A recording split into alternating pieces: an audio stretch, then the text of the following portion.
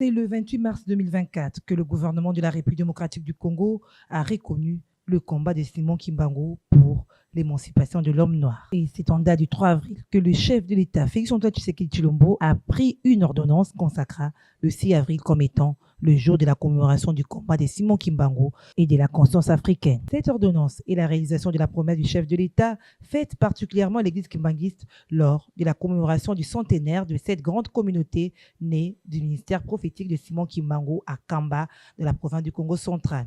Il avait notamment demandé au président des deux chambres du Parlement que cette journée soit chômée et payée. Ainsi, la date du 6 avril de chaque année a été dédiée au combat de ce grand homme.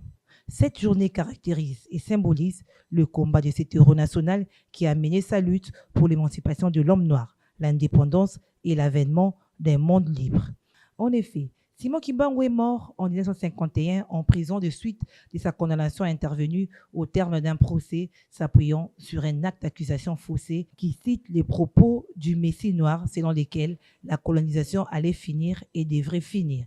Des propos qui ont suscité la colère des autorités coloniales belges qui l'ont condamné à la peine capitale. Le roi Albert Ier décide de commuer sa peine en détention à perpétuité. Le 6 avril 1921, est considéré comme le début du ministère de Simon Kimbangu.